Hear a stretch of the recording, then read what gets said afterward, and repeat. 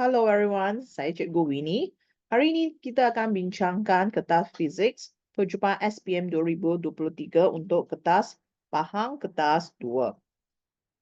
Soalan pertama dari tingkatan 4 bab 2, 2.5 momentum. Raja 1 menunjukkan satu aktiviti untuk mengkaji konsep momentum. Aktiviti ini menggunakan sebuah botol air plastik yang akan dilancarkan sebagai roket air. Okey, yang pertama A. Apakah yang dimaksudkan dengan momentum? So, apakah itu momentum? Momentum merupakan hasil darab, jisim dan hal laju. Okey, memang kamu boleh tulis dalam bentuk perkataan ataupun kamu boleh tulis sebegini, iaitu momentum dalam bentuk equation lah. Okey, jisim, darab, laju. Tapi kamu tak boleh guna formula saja. Kalau kamu tulis macam ini saja memang tak dibenarkan. Kecuali kamu mendefinisikan apakah simbol-simbol tersebut. Okay, dari formula ini boleh dapat SI unit bagi momentum juga. Okay, momentum jisim darab hal laju kan. Unit jisim adalah kg dan manakala hal laju adalah meter per saat. Maka unit dia ialah kg meter per saat. Okay, untuk part 1, air, udara dipam masuk ke dalam roket air untuk meningkatkan tekanan di dalamnya. Apakah yang akan berlaku kepada roket air apabila picu ditarik? So, apabila picu ditarik, memang akan terdapat gas dikeluarkan di bahagian bawah dan juga air, okey. Dan ini akan terhasilnya momentum ke bawah, momentum ke bawah. Dan momentum ke bawah ini dia akan menyebabkan terhasilnya momentum yang menggerakkan botol air itu ke atas, di mana mereka mematuhi prinsip keabadian momentum. So, jawapan anda adalah roket ini akan naik ke atas. Okay, naik ke atas. Dan prinsip yang terlibat adalah prinsip keabadian momentum. Ini adalah soalan pertama. Soalan kedua, dari tingkatan 5, bab 7 tentang fungsi kerja dan juga fotoelektrik lah. Raja 2 menunjukkan eksperimen yang digunakan untuk menunjukkan kesan fotoelektrik. Ini yang merupakan sel fotoelektrik. Apakah maksud kesan fotoelektrik? Okey, definisi kesan fotoelektrik sangat pentinglah, iaitu fenomena pemancaran elektron dari permukaan logam apabila ianya disinari oleh alur cahaya pada frekuensi tertentu. Okey. Okey, pemancaran elektron dari mana? Permukaan logam. Dan kamu juga mesti ada perkataan frekuensi tertentu. Sebab kalau frekuensi itu terlalu rendah, maka tiada kesan fotoelektrik. Okey. Kesan fotoelektrik hanya berlaku jikalau frekuensi cahaya melebihi frekuensi ambang. Okay. B. Pancaran cahaya dengan frekuensi 7/1014 Hz dituju ke atas permukaan logam yang mempunyai fungsi kerja 2.32/10⁻⁻19 Joule. Hitungkan tenaga cahaya. Okay, so apakah formula untuk tenaga cahaya? E adalah sama dengan pemalar Planck H darab dengan frekuensi. Okay, so pemalar Planck memang 6.63/10⁻⁻34 dan frekuensi adalah 7/10⁻14. Maka tekan calculator, dapatkan jawapan.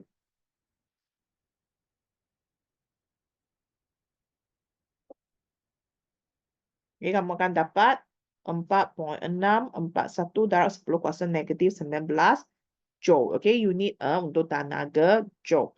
Okay, berdasarkan jawapan anda, nilai ini, adakah elektron dapat dipancarkan dari permukaan logam itu? Terangkan. Okay, untuk pengetahuan anda, dari Einstein memang terdapat satu persamaan yang menghubungkan tenaga cahaya dengan fungsi kerja dan juga tenaga maksimum, kinetic maksimum, iaitu E sama dengan W fungsi kerja. Yang ini fungsi kerja. Tambah K max. Okay. Jikalau cahaya, tenaga cahaya melebihi fungsi kerja, maka kesan fotoelektrik akan berlaku. Tetapi jikalau nilai ini kurang daripada fungsi kerja. Fungsi kerja adalah tenaga minimum di mana elektron boleh dipancar keluar dari logam tersebut. Maka kalau dia adalah kurang daripada fungsi kerja, maka tiada kesan fotoelektrik. So memang kamu ada nilai tersebut. Adakah 4.641 lebih daripada 2.32? Ya, maka dia akan berlaku. Kenapa? Sebab diberi macam cikgu beri tadilah, iaitu tenaga cahaya lebih besar daripada fungsi kerja logam. So dapatlah 2 markah. Ya, 1 markah dan sebab 1 markah. Okay, soalan ketiga.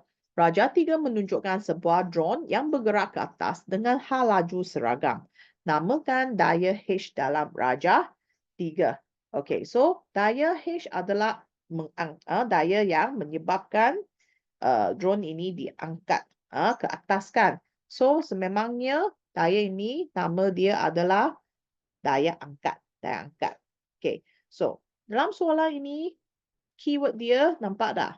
Dia ada beritahu bahawa drone ini bergerak dengan hal laju seragam. Kalau hal laju seragam, maka daya paduan tu adalah sifar. Jikalau daya paduan sifar bermakna hubungan antara daya H dan berat di mereka adalah sama. Sebab arah bertentangan, contohnya daya angkat tu 10 Newton. Berat juga 10. Sebab arah bertentangan, nampak tak? Atas dan bawah. Kamu mesti letak satu negatif. Maka 10 tambah negatif 10, maka daya paduan tu sifar. So ini konsep untuk keseimbangan daya. Okay, so hubungan dia berat sama dengan daya H dan konsep keseimbangan daya. Okay, C. Drone dalam Raja 3 kemudiannya memercut ke atas dengan percutan 0.2 meter per saat. Diberi jisim drone adalah 0.4. Hitungkan daya H. Okay, so sekarang terdapat daya paduan. So memang formula daya paduan F net dari hukum Newton kedua. F sama dengan ma.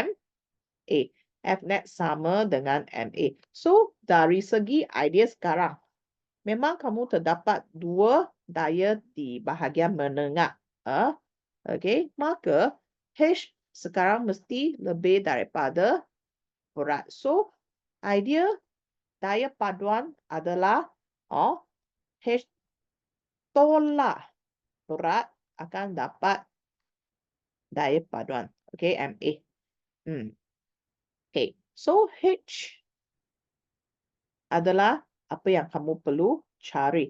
Dan okay, berat juga sama dengan mg. Okay, kita susun jadi H sebagai subjek lah. Maka kamu akan dapat MA tambah mg. Boleh faktorkan M juga. Okay, so sekarang boleh masukkan nilai. So jisim 0.4, percutan 0.2 dan G adalah 9.81.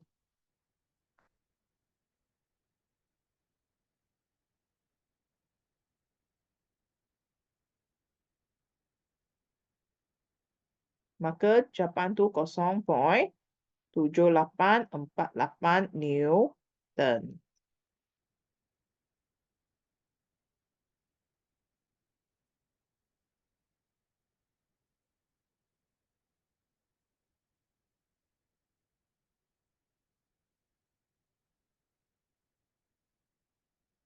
Ya, nanti cikgu tekan sekali lagi.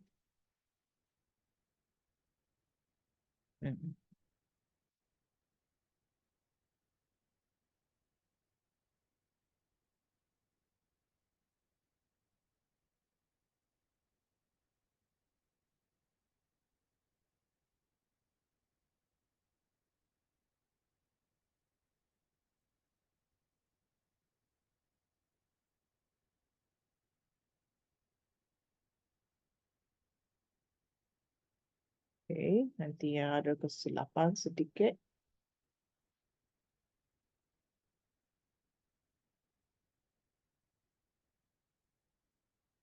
Nine, eight, one. Maaf, cikgu tekan salah jawapan tersebut. Okay, sepatutnya 4.004. Tapi yang lain memang betul. Ya, okay, cikgu tekan 2 kali. Okay, so idea itulah. Okay, soalan yang keempat. Raja Ampat menunjukkan sebuah pengoreng elektrik berlabel 240 volt, 1100 watt. Apakah maksud dengan 240 volt dan 1100 watt? Okay, so kebiasaan memang ini adalah power rating kuasa yang digunakan oleh Arab kan. Dia akan ada satu label sebegini. So untuk bahagian 2410 watt volt kan, dia memang idea beza keupayaan lah. Tapi untuk unit watt ini dia adalah refer kepada idea kuasa. So bagaimana kita nak definasikan? So saya sentiasa beritahu budak bahawa kamu perlu tukarkan idea kuasa itu jadi tenaga yang dibebaskan, iaitu kadar perubahan tenaga, di mana idea kuasa itu jadikan dia sebagai joule per saat. Sebenarnya watt adalah sama juga dengan joule per saat. So, bagaimana anda buat definasi? Okay, kamu akan beritahu bahawa penggoreng elektrik ini akan menggunakan berapa banyak tenaga? 1100 joule tenaga pada setiap saat apabila disambung kepada bekalan elektrik 240 volt. So ini caralah, maksudnya you akan tukarkan idea ini jadi 1100 joule tenaga dalam 1 saat. Dia sebenarnya sama dengan watt lah. Okay, untuk bahagian B, gegelung nikrum digunakan sebagai elemen pemanas di dalam Raja 4. Nyatakan perubahan tenaga yang berlaku dalam pengoreng elektrik. So, idea pengoreng elektrik memang kita nak menghasilkan tenaga haba. Tapi tenaga haba ini dihasil daripada tenaga elektrik. So, tenaga elektrik berubah ke tenaga haba, atau kamu boleh guna arrow macam inilah. Now, berikan satu cara untuk meningkatkan tenaga haba yang dihasilkan oleh elemen pemanas.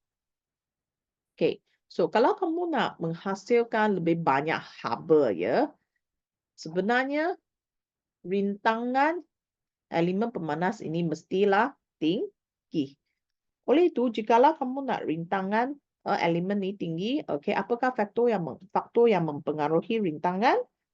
Panjang, okay, ataupun ketebalan, betul? So, kamu perlu menggunakan elemen pemanas yang lebih panjang atau gegelung.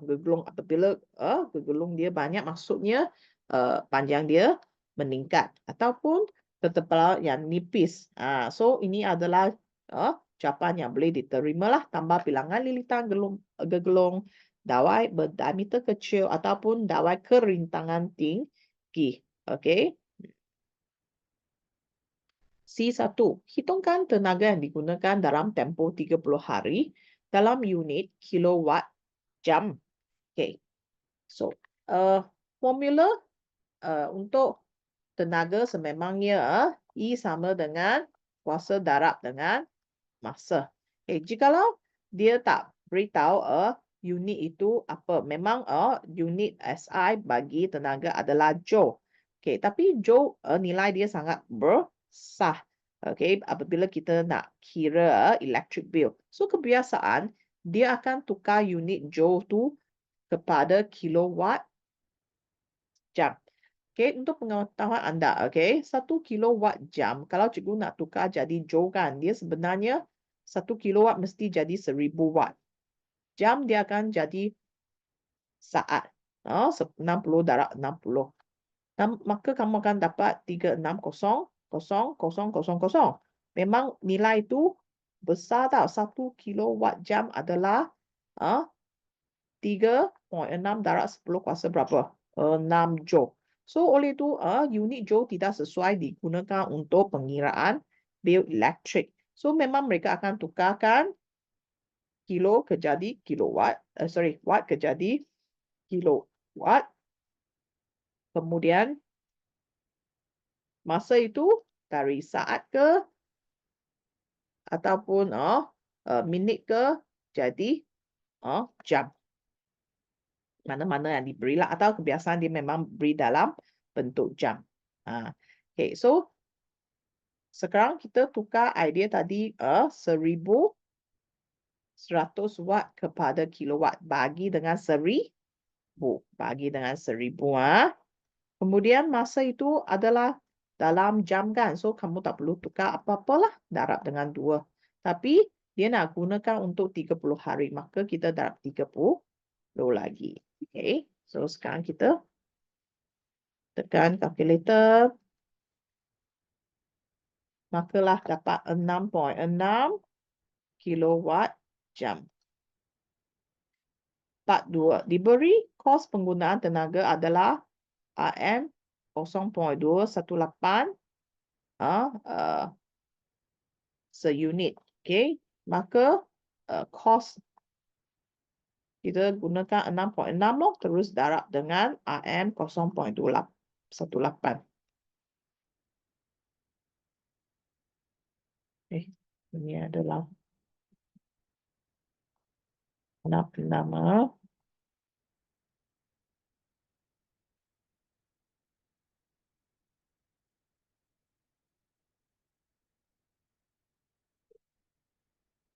Okay. 0.218. Maka dapatlah RM 14.38 sen atau 39 sen lah. Ataupun boleh bundakan.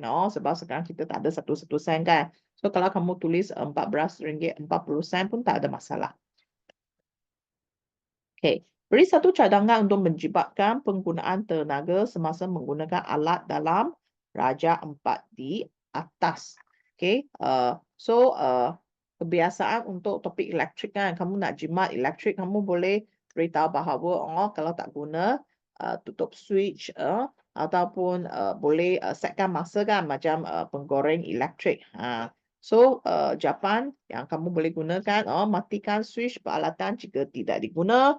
Memastikan elemen pemanas sentiasa bersih dari keladak minyak ataupun tempur memasak boleh ditetapkan. So ini adalah beberapa cara yang mana kamu boleh beri jawapan anda.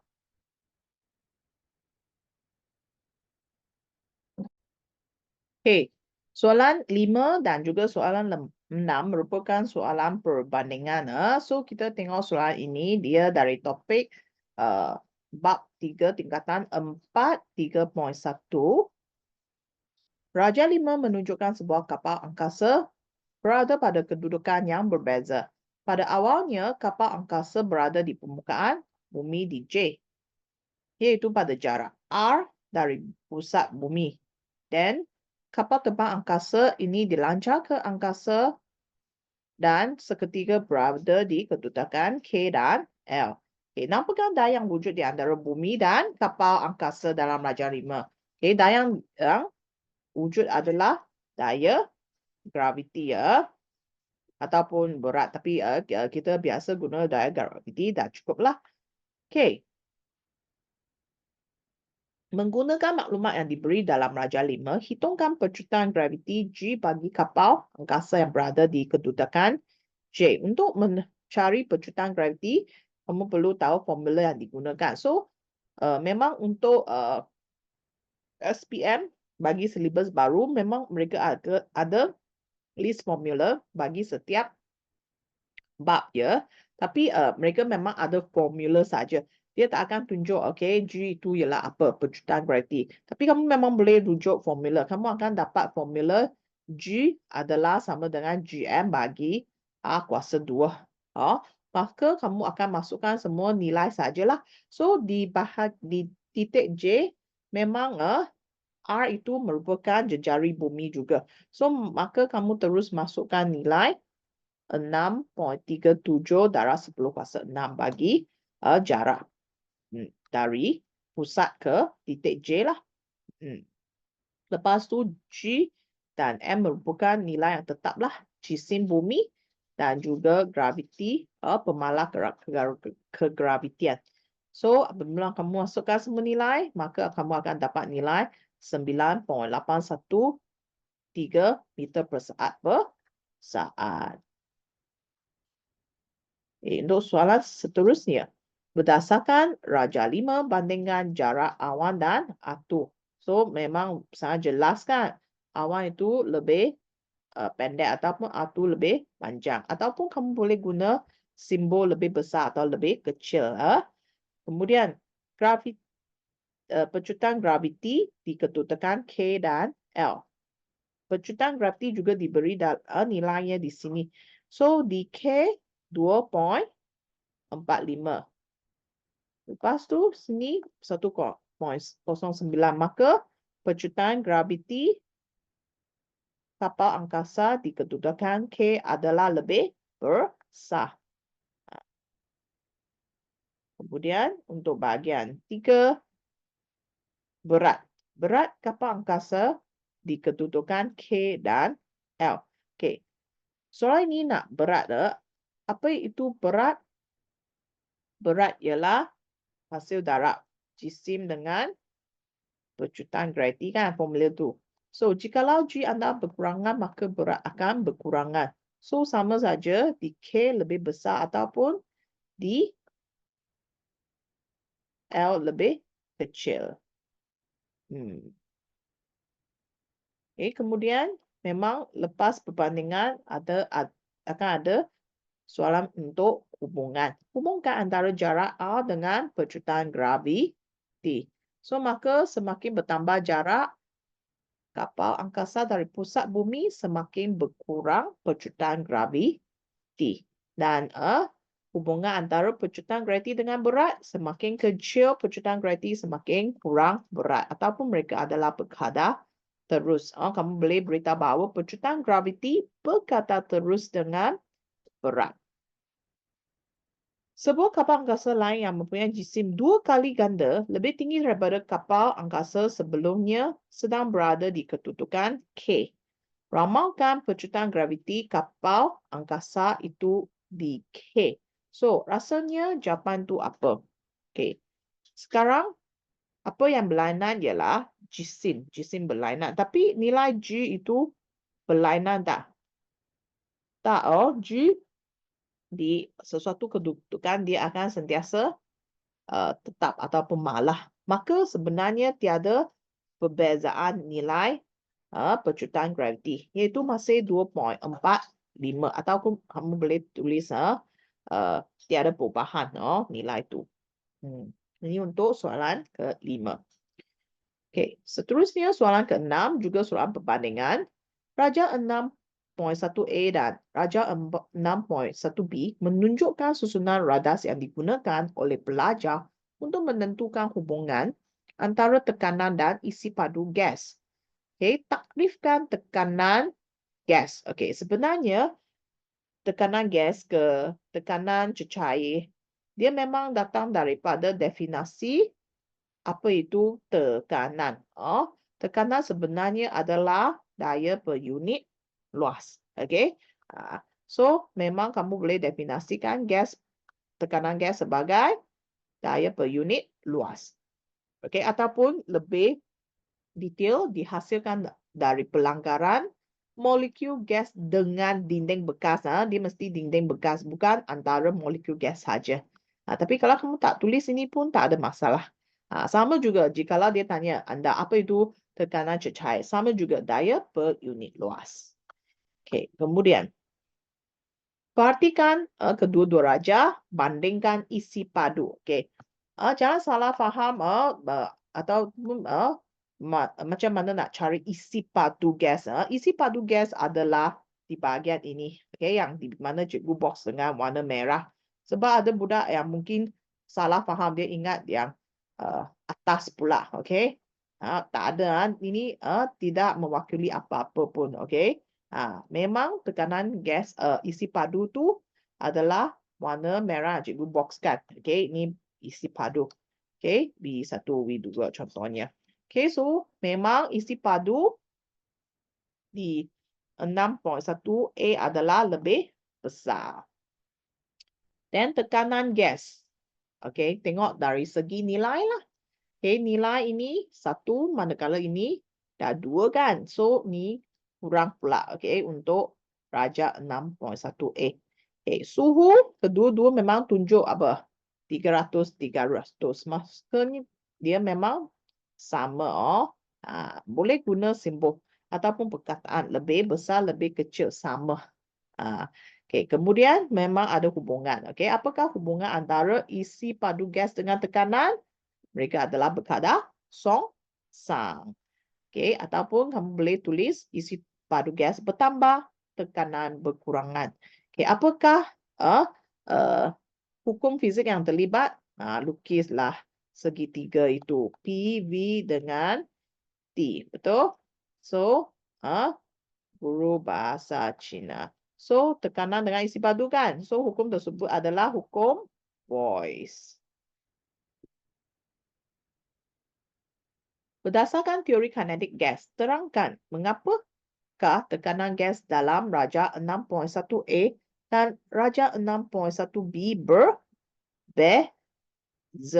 Okay, so teori kinetik gas mesti jelas tentang apa yang berlaku terhadap molekul gas. Okay, apakah karakteristik of the gas particle lah. Okay, so memang apabila isi padu berkurangan, apa yang berlaku di antara jarak pelanggaran? Jarak tu dia akan berkurangan, nampak tak? So, jikalau jarak itu berkurangan, maksudnya dia akan berlanggar dengan dinding dengan lebih banyak kali kan, frekuensi itu bertambah. So, idea tu kadar pelanggaran antara molekul gas dengan dinding bekas adalah lebih tinggi di darjah 6.1. Okay, maka tekanan itu meningkat. Okay, E. Darjah 6.2 menunjukkan sebuah belun kaji cuaca diisi dengan gas helium sehingga isi padu 30 liter dan tekanan 1 atm di permukaan tanah. Belun itu kemudiannya dilepaskan. Semasa belun itu naik ke atas langit, isi padunya bertambah. Hitungkan tekanan gas helium apabila isi padu belun itu bertambah sehingga 120 liter. Okay, so kita mesti tahu apakah formula yang digunakan untuk soalan ini ya. So, kuantiti yang diberi adalah isi padu V1. Dan 1 atm, atm merupakan unit untuk tekanan juga. So, ini adalah P1. Dan dia nak anda kamu cari tekanan P2 apabila isi padu menjadi V2 lah. Okay, so balik kepada segitiga ini. PVT. Okay.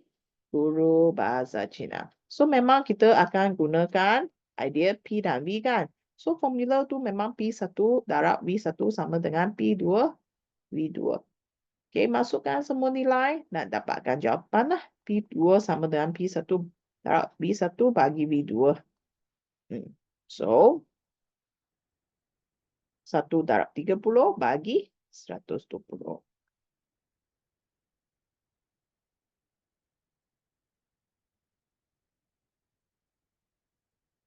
Maka kamu akan dapat 0.25 atm. Ikut unit untuk P1 tadi, iaitu atm jugalah. Maka selesailah soalan untuk ke-6, soalan perbandingan. Okay, seterusnya soalan ke-7. Soalan ke-7 dari tingkatan 5, bab 2, 2.4, prinsip Pascal. Darjah 7 menunjukkan kerusi penggigian yang menggunakan sistem hidrolik yang terdiri dari pedal, ombor kecil, ombor besar dan cecair di dalamnya. Prinsip Pascal diaplikasikan untuk melaras ketinggian kerusi.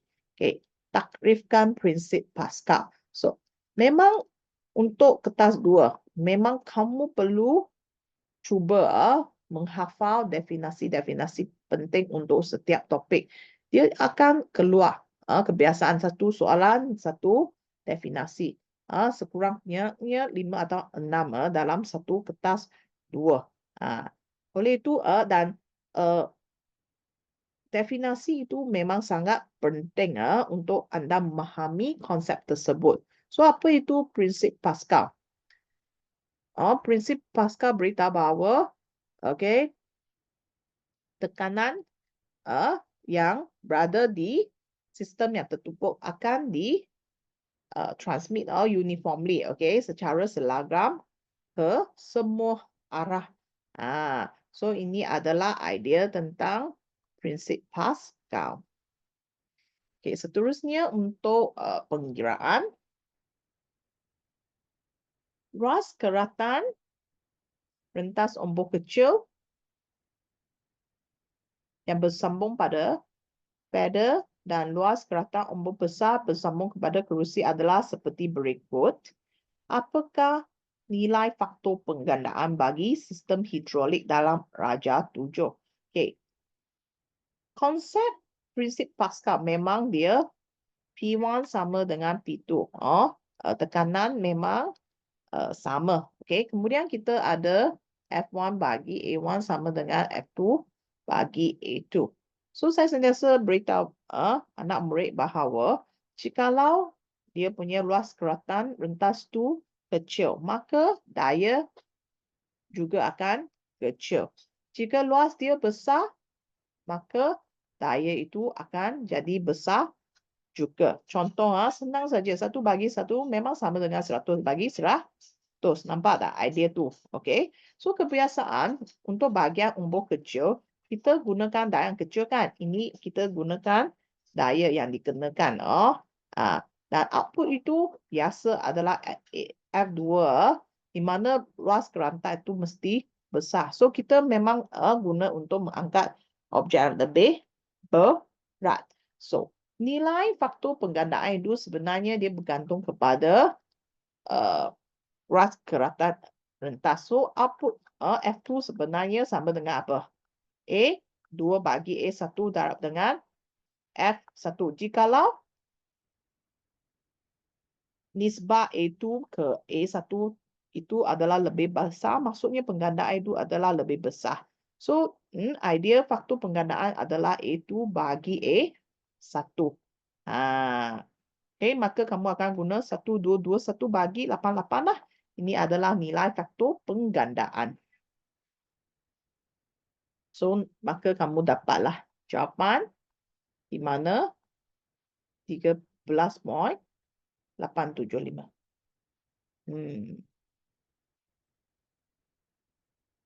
Kemudian kamu perlu cari idea tentang daya yang diperlukan untuk output kan. Kerusi dan pesakit menggunakan daya sebanyak 2,269 ke atas umbuk besar. Hitungkan daya yang diperlukan dikena ke atas umbuk kecil untuk mengangkat. Ini untuk input umbuk kecil untuk mengangkat kerusi dan pesakit tersebut. So dia nak anda cari F1. Anggap ini A1 lah, ini A2, ini F2. So kita memang masukkan nilai dengan gunakan idea dia dah susun macam inilah. Tapi kalau kamu nak guna balik F1 bagi F2, A1 sama dengan F2 bagi A2 tak ada masalah. Maksudnya sekarang kita nak cari F2 kan? Kita nak cari F1.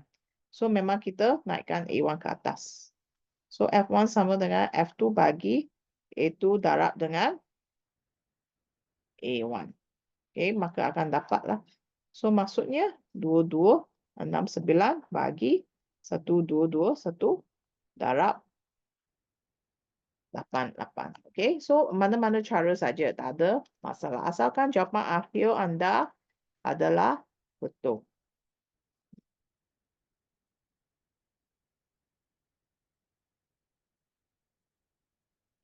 Seterusnya, biasa soalan 7 dia sama seperti soalan esei bahagian B ya.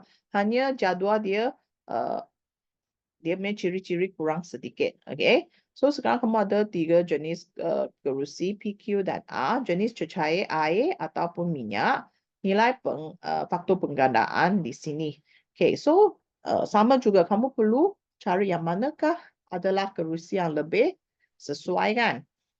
So jenis cecair, adakah rasanya air lebih baik ataupun minyak? Okay. Kalau tak pasti kita tengok nilai penggandaan. So tadi juga tak jelas apa maksud nilai penggandaan. Kalau dia punya nisbah lebih besar nilai tu maksudnya lebih bagus kan? Sebab kamu boleh menambah dia punya penggandaan. Okay, so yang mana satu penggandaannya lebih besar ini memang salah lah. Okay. So ini kan, sememang kita akan guna minyak. So maka kita akan pilih Q kan. Okay, so cara anda memberi jawapan jenis cecair memang ikut saja apa yang diberi, minyak. Okay, apakah ciri-ciri minyak? Minyak sebenarnya mempunyai takat didih yang tinggi, okay, ataupun dia tidak boleh dimempatkan ataupun boleh tidak menyebabkan pengaratan. Okay, nilai faktor ya, kita nak dia lebih besar, maka kita tidak tulis nilai tersebut. Memang kita jelaskan saja kita nak dia tinggi. Okay, sebab daya output yang lebih besar pada ombor besar ataupun daya yang besar di ombor besar, mesti ada ombor besar. Okay, dan kemudian di memanglah tulis pilihan anda iaitu Q. So maka siaplah soalan untuk yang ketujuh. Okay. Soalan 8. Raja 8.1 menunjukkan sebuah transformer yang disambungkan kepada perintah R. Sureha voltage output dipaparkan menggunakan osiloskop sinar katok OSK. Berdasarkan Raja 8.1, apakah fungsi transformer? Okay. Kalau berdasarkan Raja, memang transformer ini dia akan menurunkan voltan. Okay. Maka jawapan tu menurunkan voltan output. Okay. Untuk soalan 8, dia akan sama dengan bentuk soalan esei bahagian C. Di mana kamu perlu berikan apakah jenis teras, jenis dawai dan bagikan sebab tersebutlah. Okay, so Raja 8.2 menunjukkan sebuah transformer ringkas yang disambung kepada bekalan arus ulang alik dan sebuah mentor berfilamen. Dan didapati transformer tersebut menjadi panas dan mempunyai kecekapan yang rendah. Cadangkan pengubah suaian bagi transformer tersebut bagi mengurangkan penghasilan haba dan menjadikannya lebih cekap berdasarkan aspek berikut. So jenis teras yang kita guna biasa dia mesti berlami. Nah, okay, apa maksud berlamina ya? Berlamina maksudnya dia akan potongkan besi tu, jadi lapisan-lapisan macam kuih lapis. So apakah idea tersebut? Kalau kamu tak potong dia punya arus melalui teras kan akan menyebabkan haba dihasilkan. Maka rintangan itu akan meningkat. Tapi apabila kamu potong dia, kemudian kamu glue balik, dia akan mengurangkan rintangan dalam teras besi tersebut. Okay. Idea dia mengelakkan pembentukan arus pusat ataupun mengurangkan penghasilan haba. Dan jenis dawai gegelung dia mesti berintangan rendah kan. Contohnya jenis dawai seperti dawai kuprum. Mengurangkan rintangan dan diameter perlulah tebal. Sama juga dia punya sebab iaitu mengurangkan rintangan. Okay. Kemudian untuk soalan yang seterus. Sebuah transformer ammeter dan 2 buah mentor dipasang pada satu litar seperti ditunjukkan dalam Raja 8.3. Bacaan ammeter ialah 0.6 ampere dan kedua-dua mentor itu menyala dengan kecerahan normal. hitungkan kecekapan transformer itu. Okay, formula untuk kecekapan, simbol dia N adalah sama dengan output kuasa bagi input kuasa, darab dengan 100%. So, untuk formula kuasa, kita boleh jadikan dia sebagai V darab I juga. Okay. Di mana output adalah sekunder, input adalah prima. Okay. Dan kita tengoklah apa yang diberi. So, yang diberi memang ada voltage prima dan juga arus prima kan. Okay. Dan idea untuk output dia memang beritahu bahawa setiap mentor akan menggunakan 65 watt. Okay, untuk cara anda mendapatkan jumlah kuasa, tak kira susunan mentor adalah bersiri ataupun selari. Kita hanya perlu tambahkan. So, memang kita punya output kan adalah 65 tambah 65. Dapatlah 130. So, sekarang kita boleh masuklah. Yang sekunder itu memang 130 bahagi 240 darab dengan 0.6. Kemudian darab dengan 100%. Dan akhirnya dapatlah jawapan tersebut.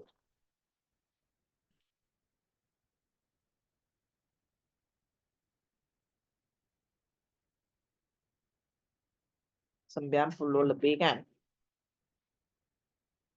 Point 28. Maka selesailah untuk bahagian A. Okay, untuk soalan esei pula. Untuk soalan esei bahagian B, memang kamu ada 2 soalan, 9 dan 10. Dan kamu hanya perlu pilih satu soalan. Okay, Raja 9.1 menunjukkan seorang perempuan yang sedang bersolek di hadapan sebuah cermin melengkung. Dengan imej dia terbentuk dalam cermin. Nyatakan fenomena cahaya yang terlibat dalam pembentukan imej. So, ini merupakan cermin. Cermin maksudnya terlibat dengan fenomena pantulan. So, maka jawapan tu pantulan. Okay. Berdasarkan Raja 9.1, terangkan bagaimana imej perempuan yang diperkisahkan terbentuk pada cermin melengkung. Okay. Untuk soalan bagi bab 6, tingkatan 4 cahaya dan optik, sememangnya kamu boleh gunakan cara dengan melukis gambar Raja C. Nah, okay. So, pertama kamu perlu tahu apakah jenis cermin yang akan anda gunakan. Adakah cermin ni cermin cekung ataupun cembung? Okay. So, jikalau kamu nak imej itu dibesarkan, maka cermin yang lebih sesuai adalah cermin cekung. Okay. So, bagi cermin cekung, memang kamu ada 6 kedudukan objek yang akan menyebabkan imej yang terbentuk itu berlainan disebabkan kedudukan objek itu berlainan. Okay. Jikalau kamu sentiasa tengok video yang cikgu buat penjelasan, memang saya akan sentiasa beritahu bahawa keenam case itu cikgu terang sekali lagi. So, jikalau ini adalah cermin anda. Cermin cekung. So, ini titik fokus. Double fokus. So, kamu ada kedudukan pertama, kedua, ketiga, keempat, lima dan juga di infinity. So, cikgu akan nama dia sebagai case pertama, kedua, ketiga, empat, lima, enam. So, dalam bahasa Inggeris lah, imej yang terbentuk cikgu sentiasa beritahu mudah. Okay, kamu hafalkan idea ni saja. Womb, boom, rim, wrist, read, read. So, memang semakin jauh objek itu, kedudukan objek, maka size imej juga akan dikecilkan. Okay. So, dalam bahasa Inggeris, B maksudnya virtual. Virtual adalah sama dalam BM maya lah. Then, real adalah nyata. Okay. U adalah tegak upright. I adalah sang. Size magnified mah, besarkan. Okay. Then, sama size. Dan juga diperkecilkan.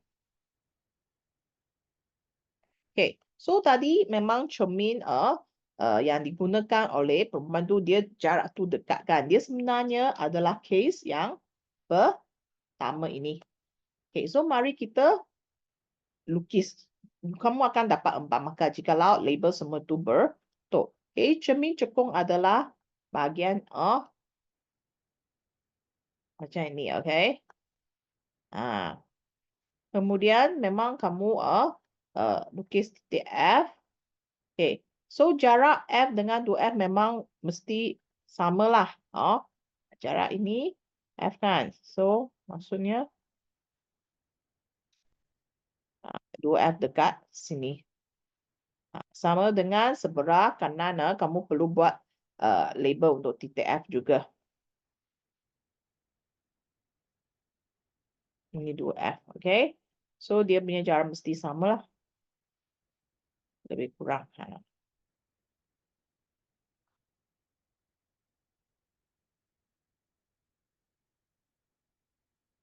Okay. So tadi cikgu dah beritahu di mana objek tersebut mesti kurang daripada jarak fokus. Di mana objek itu kuranglah. So kamu label. So apabila kamu memang tunjukkan kedudukan objek kan, memang kamu dah dapat 1 markah. Lepas tu cermin cekung. Okay. Ini mungkin markah kedua dah dapat. Okay, so sekarang lengkapkan gambar Raja Sinar. Okay, dari objek memang kamu akan ada sinar sentuh cermin, dia akan pantau dan melalui titik fokus. Yang kedua, ini cermin dia bukan kantor, maka dia akan potong 2F, di mana 2F juga radius of curvature C. Okay, sebab kamu tiada intersection point kan, apa yang kamu buat, kamu panjangkan ke belakang. Sama dengan ini. Apabila anda panjang ke belakang, maksudnya kamu perlu buat titik. Putus-putus. Garis putus lah. Kamu perlu ada garis putus-putus. Okay. So, intersection point dekat sini, di mana image anda berada di sini. Okay, label I. Sama juga kalau boleh, biar dia jadi garis putus-putus. Okay, supaya kalau kamu tak label, mereka faham itu image. So, jikalau semua sinar anda betul, dapatlah markah. Okay, 1. Kemudian yang hijau tu juga 1. Kemudian image tu 1. So, ini cara anda dapat markah. Hanya tahu lukis. So, memang idea ini dia basic lah. Ni kalau untuk cermin kan. Kalau untuk kantor, dia sama. Sama idea untuk ciri-ciri image yang terbentuk. Kalau itu adalah untuk kantor, cembung. So, ini cara anda lukis 4 markah. Ataupun kalau memang kamu nak beritahu dalam bentuk ayat, tapi dia leceh sikit lah. Tengok, cermin cekung digunakan. 1 markah lah. Objek letak kurang daripada jarak fokus. Markah kedua. Kemudian kamu perlu beritahu bagaimana anda lukis sinar tersebut. Sinar cahaya dari objek yang selari dengan paksi utama pantau melalui F. Ini yang tadi cikgu lukis kan. Yang warna merah tu. Kemudian, sinar cahaya dari objek melalui C. C adalah 2F kan. Akan dipantau di sepanjang lintasan tersebut.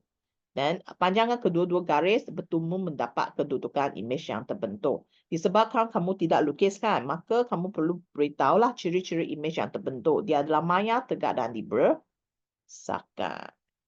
Kalau kamu lukis, memang sudah siap buat image tu. So ini caralah anda beri jawapan untuk 4 markah. Okay, soalan seterusnya. Raja 92 menunjukkan sebuah cermin cembung yang mempunyai jejari kelengkungan 4 cm dan satu objek diletakkan di hadapan cermin tersebut.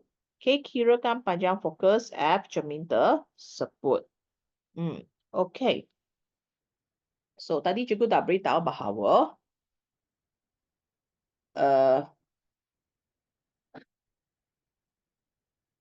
2F sama dengan titik C juga. So, dia memang bagi kamu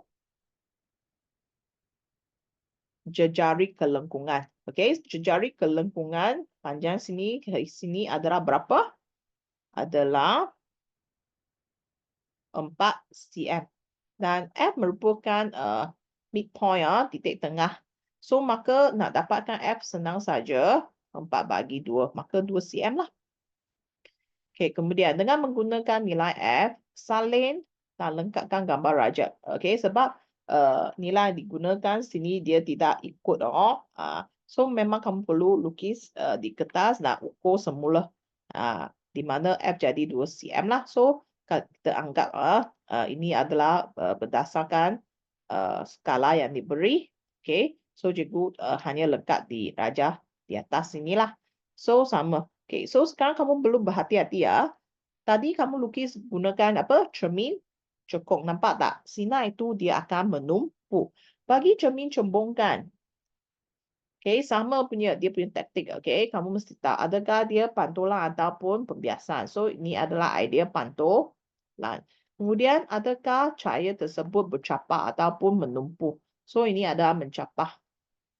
Okay, so tengok apabila cikgu lengkapkan sinar. So, memang sama kan? Selari dengan paksi utama. Tapi apabila sentuh, apa berlaku? Dia akan pantul. Dia pantul dan mencapahkan. Dan bukannya menumpuk. Maka, titik F yang cikgu gunakan sini. Tapi, kita biar dia putus.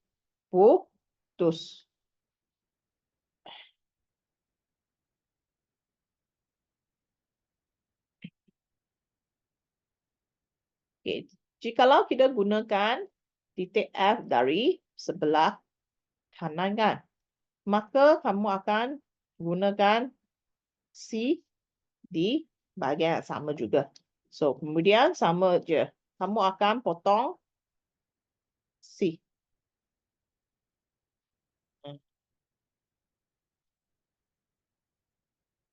Sama buat garis putus-putus. So, titik sini ada di mana image terbentuk. Okay, so dapat 3 markah. So, cikgu harap soalan ni kamu dah belajar bagaimana melukis gambar rajah sinar untuk cermin cekung dan juga cermin cembung. Okay, dah tahulah cara dia. Okay, pilih F yang mana, then mencapah ke atau menumpuk. Okay. Okay, soalan 10 markah. Cermin melengkung selalu digunakan sebagai cermin keselamatan dalam kedai untuk mengawasi pencuri barang. Anda dikehendaki untuk mengkaji ciri-ciri cermin melengkung seperti yang ditunjuk dalam jadual 9. So, untuk aplikasi soalan aplikasi bagi bahagian cermin kan. Okay. So, untuk cermin keselamatan, memang kita nak meluaskan pandangan. Kalau kita meluaskan pandangan, maka kita pilih cermin di mana sinar tu dia akan mencapah. So, iaitu cermin apa? Cembung. So, apabila kamu dah tahu, kamu perlu memilih cermin cembung, maka T dengan satu lagi, kamu tak perlu pilih lah dengan V. Okay. Seterusnya, saiz melengkung. Besar lebih baik ataupun rendah. Kalau tak sure, tak apa. You tak semestinya mesti ikut turutan. Maksudnya, kamu cari ciri-ciri yang kamu pasti. Contohnya, kedudukan cermin. Biasa kita letak cermin ni di bahagian atas ke bawah. Tinggi kan? So, tengok. Dah sure lah jawapannya adalah you. Okay? So, kemudian kamu perlu tahulah sebab tu. So, bila kamu dah pilih yang betul, maka kamu akan dapat 6 markah daripada 10 markah tau. Dengan cara anda jawab yang betul lah. Okay? Kamu beritahu cermin yang digunakan adalah cembung. Okay? Saiz cermin melengkung besar, keduduk tinggi, pemantau yang kuat. Pilih you. Lepas tu kamu ulang balik. Kenapa kamu pilih mereka? 6 markah. So, sekarang kita perlu beritahu apakah sebab untuk setiap ciri yang dipilih. Okay, untuk idea cembung memang menghasilkan medan penglihatan yang lebih luas. Meluaskan medan penglihatan, boleh je.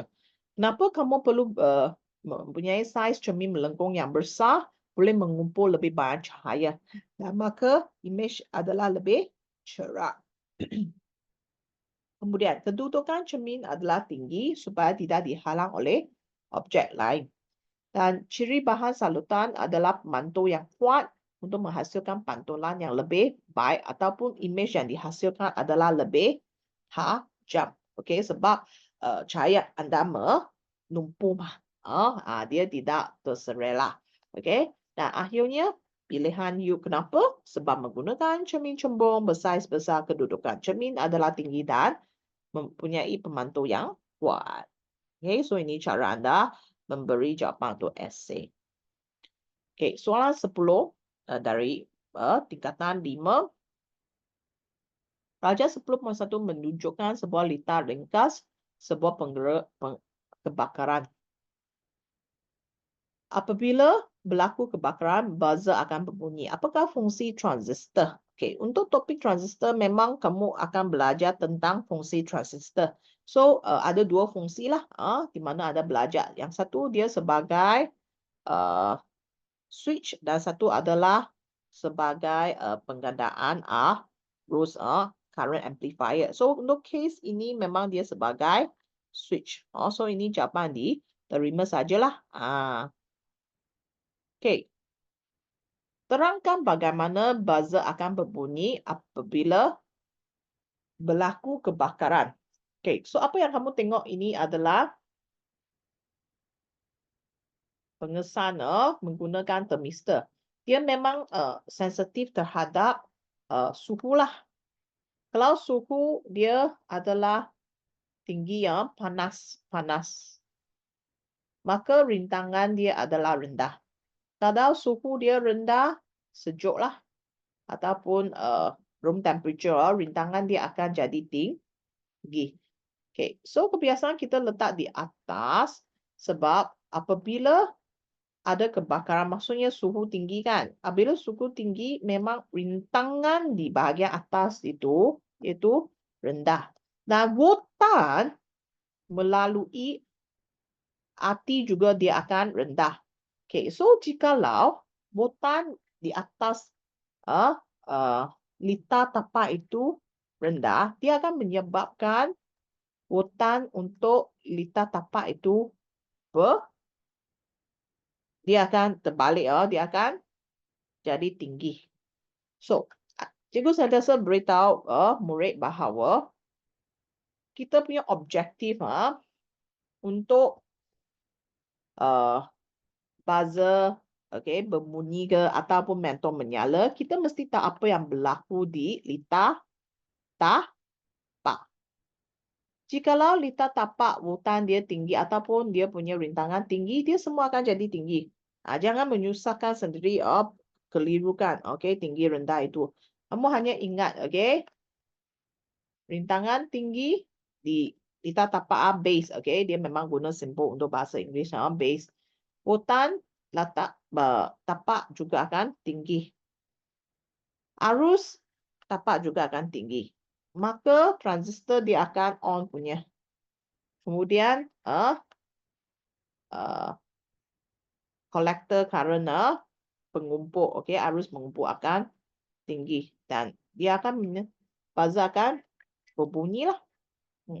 So kalau kamu tahu konsep untuk transistor memang macam ini, then kamu sentiasa fokus kepada apa yang berlaku kepada litar tapak. Then yang kedua, mana pengesan anda? Kalau pengesan anda di atas, kamu mesti buat satu step lagi. Atas tinggi, bawah rendah. Atas rendah, bawah tinggi punya idea. So dia punya konsep macam ini. Okay, so sekarang kita tengok apabila berlaku kebakaran. Tengok dah. So tinggi kan? Rintangan macam mana? Rendah. Kemudian bezel kebayan merentasi thermistor juga akan rendah. Then bezel kebayan merentasi litar tapak tinggi. Arus tapak mengalir. transistor dihidupkan. Arus pengumpul mengalir, buzzer berbunyi. Sebenarnya dia bukan something yang susah lah. Tapi kalau kamu tak faham memang susah nak jawab kan. Tapi cikgu dah terang secara sebegini, cikgu harap anda dah tahu dia punya flow. Like that, like that, like that, then like that. Okay, C. C adalah soalan untuk kiraan.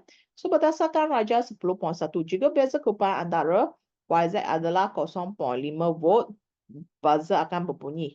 Okay, hitungkan beza keupayaan merentasi X, Y. So, dia dah beritahu YZ berapa.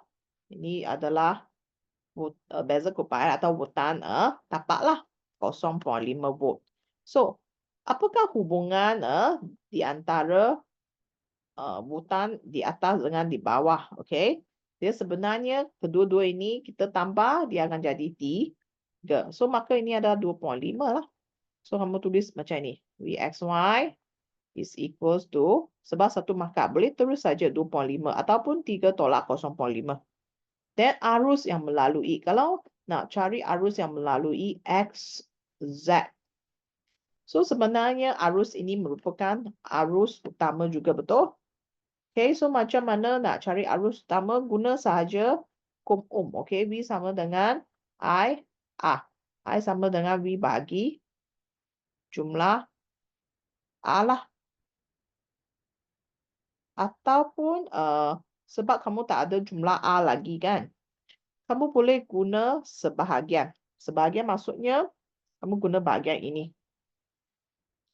Arus tu tak akan berubah. Tapi kalau you punya voltan adalah dari voltan tapak kan? Maksudnya A pun A dari tapak. Nanti cikgu tengok ada dah diberi A untuk tapak. Ada kan?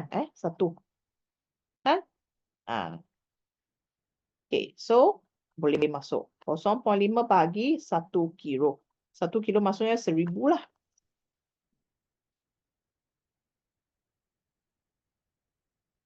So, kamu akan dapat 5 darab dengan 10 kuasa negatif 4 ampere. Unit untuk arus. Okay, sekarang kamu perlu cari rintangan untuk termistor. Cikgu label RT, boleh? RT. Okay, so untuk dapatkan rintangan, memang kita ada satu formula panggil formula untuk pembahagian voltan. Okay, potential divider formula. So, dia memang idea nisbah juga. Okay. So, cara dia, kamu nak cari RT kan? Kamu bagi dengan jumlah R. Maksudnya, RT tambah A. Dia punya hubungan adalah sama dengan voltan melalui termistor bagi jumlah voltan. Okay. Sebahagian dengan jumlah. Sebahagian dengan jumlah. So, dia punya prinsip memang macam ini. Okay kan? Okay, so kita memang nak cari RT mah. Okay, so memang tak tahu apa itu RT lah. So, biar saja. A memang tadi dah tahu kan, 1000. BT berapa? 2.5. Jumlah V? 3. Then, cross multiple, darab. So, 2.5 darab RT tambah 1000 sama dengan 3 RT.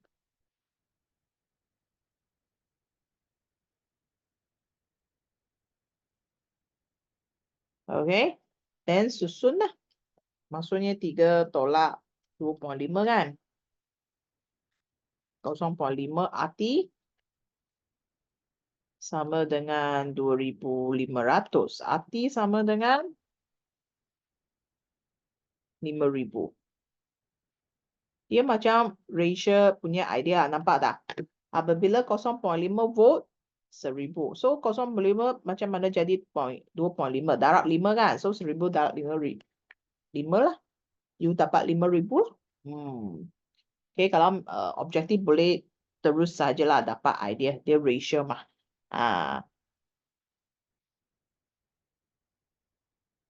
Okay. Soalan 10 markah. Raja 10.2 menunjukkan sebuah rumah di pinggir hutan. Tuan rumah ingin memasang semua lampu limpa di sekeliling rumahnya. Dan lampu limpa tersebut perlu menyala apabila malam dan terpadam secara sendiri apabila siang. Raja 10.3 menunjukkan 4 liter elektronik lah, W, X, Y dan Z dengan mempunyai spesifikasi yang berbeza kan. Anda dikehendaki menentukan liter elektronik yang paling sesuai untuk menyalakan ketiga-tiga lampu limpa dengan kecerahan normal di mana manakah kedudukan perintang peka cahaya PPC, penyambung terminal bateri, susunan lita dan juga penggunaan suis geganti. Okay, so kalau kamu nak menyalakan perintang peka cahaya kan, menyalakan lampu, di manakah kedudukannya? Okay, yang penting macam cikgu tadi beritahu, di mana kamu mesti tahu dia punya ciri-ciri dulu. So, PPC itu dia memang sensitif kepada cahaya. Di mana kalau dia gelap ataupun terang. Okay, dia memang ada dua situasi lah. Ini ciri-ciri yang sangat penting. Kalau dia gelap, rintangan dia memang tinggi. Kalau terang, rintangan dia rendah. So tadi cikgu dah beritahu apa yang berlaku juga kamu mesti tengok apa yang berlaku dari bahagian tapak, litar tapak. Betul. Okay. So sekarang kamu nak menyala bila malam. Malam maksudnya gelap. So kalau gelap rintangan tinggi. So mana yang kamu perlu rintangan tinggi ya? Tapak ataupun atas tapak kan? So memang PPC kamu mesti berada di tapak. Ini tak boleh. Okay. Then ketiga-tiga lampu itu dia memerlukan 240 volt. So nampak tak bateri ini 6 volt saja. Tapi sini 240. So yang mana lebih sesuai memang untuk lita Y lah. Nampak tak? Okay. So kamu dah tahu. Tapi okay, untuk poin kedua, cara kamu nak jawab untuk sambungan kan. Ini memang positif terminal. Ini transistor memang ada 3 kaki. Kamu ada untuk tapak kan. Lepas tu emitter and also collector. So yang ini C adalah pengumpul. Betul? Okay. So positif akan bersambung dengan pengumpul. Ini cara kamu jawab. Then bab kita memang susunan itu kamu panggil sesiri atau selari. So ini memang selari juga. Dan ini merupakan suis geganti. Apakah fungsi suis geganti? So apa yang kamu nampak dari segi raja ialah bentol ini memerlukan voltaj yang lebih tinggi. So suis geganti memang boleh digunakan untuk melengkapkan dikta sekunder di mana mereka memerlukan voltaj yang lebih tinggi. Okay, so dah tahu idea tu, mari kita tengok apakah sebab yang betul. So kedudukan disambung pada lita tapak. Okay, disambung pada lita tapak. Apabila keamatan cahaya rendah ataupun gelap, apa yang berlaku kepada rintangan? Rintangan bertambah. Okay, LDR adalah bahasa Inggeris. You lukis PPC. Oleh itu, okay, butan atau beza keupayaan lita tapak adalah lebih besar dan transistor dihidupkan. Dia memang sequence dia macam cikgu beritahu. Okay, kamu beritahu A dulu, then B, then I. Dan kesemua tu mereka memang berkadar terus. Okay. Dan terminal positif disambung kepada pengumpul supaya transistor berada dalam pincang ke depan ataupun lita itu lengkap. Kamu boleh beritahu lita lengkap. Okay. Susunan lita adalah secara lari, okay? Semua mentor disambung pada bekalan kuasa 240 volt. Penggunaan suis geganti menghidupkan lita sekunder yang menggunakan voltaj yang lebih tinggi. Dan kamu tulislah, okay, memang skema jawapan pun silap. Di actual punya dia bukan W kan, dia adalah, tadi cikgu dah beritahu, dia adalah Y. Okay, disebabkan PPC pasang pada lita tapak, terminal positif bateri sambung kepada pengumpul. Mentor dipasang secara selari dan suis gergandi digunakan. Okey. Dan soalan yang terakhir adalah dari tingkatan 4 bab kelima. Okey, so Raja 11.1 dan Raja 11.2 menunjukkan surehan pada skrin sebuah osiloskop sinar katod apabila disambung kepada output sebuah penjana audio yang berbeza frekuensi. A. Apakah maksud frekuensi? So, frekuensi bermaksud apa? Bilangan ayunan lengkap dalam satu saat ataupun bilangan gelombang yang lengkap dalam satu saat. Okey, dan kebiasaan soalan terakhir untuk soalan esei bahagian C kan, memang ada bahagian perbandingan. Okey, so ini soalan perbandingan. Berdasarkan Raja 11.1 dan point 2, bandingkan amplitude. Apa itu amplitude? Amplitude adalah bahagian ketinggian ini dipanggil amplitude. Okey.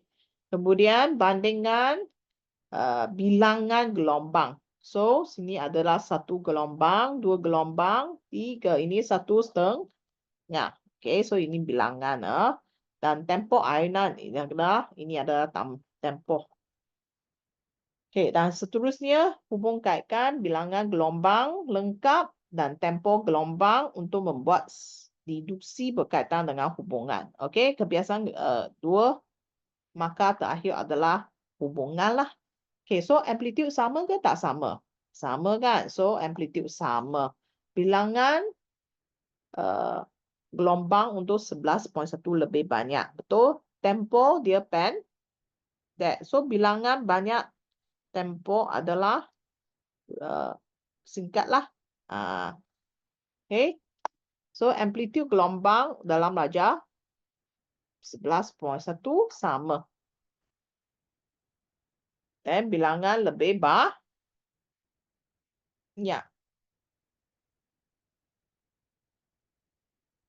Tempoh ayunan lebih besar untuk 11.2. Hubungan semakin bertambah tempoh ayunan, semakin berkurang bilangan gelombang lengkap atau tempoh ayunan berkadar songsang dengan bilangan gelombang.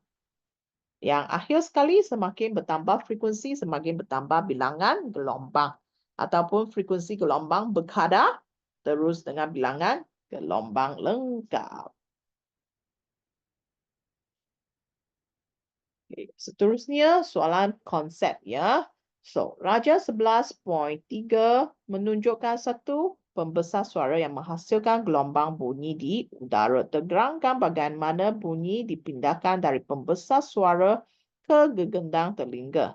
Okay, kita mulakan idea di mana bagaimana bunyi dihasilkan. Bunyi dihasilkan disebabkan terdapat getaran, betul?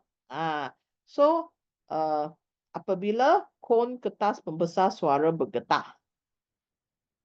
Okey, dan bunyi akan merambat dan ia memerlukan medium iaitu udara. Dan udara, zarah-zarah udara juga akan bergetar. Dan mereka akan menghasilkan satu siri mampatan dan regangan. So biasa kita lukiskan, kita akan mampatan, regangan, mampatan, regangan, mampatan, regangan. Sampai dia akan masuk ke telinga anda lah. Dan gegendang telinga akan bergetar. Poin kelima ini merupakan definisi untuk gelombang membucu juga. Di mana zarah-zarah udara bergetar secara selari dengan arah perambatan bunyi. Kamu boleh lukis juga ini arah perambatan dan gerakan zarah-zarah.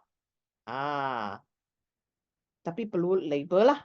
Di mana kamu tulis perambatan gelombang dan ini getaran zarah. Okey. Memang kamu akan dapat markah juga jika lukisan anda adalah tepat. So, maka dapatlah 4 markah. Okay, bahagian terakhir untuk soalan ini.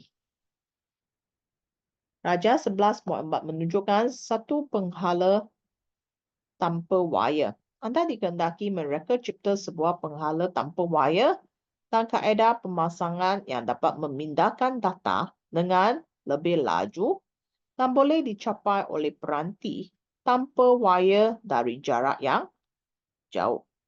Cadangan anda mestilah merangkumi lokasi penghala tanpa wayar dipasang, jenis gelombang elektromagnet yang digunakan, frekuensi gelombang, ketumpatan bahan dan bilangan antena yang digunakan.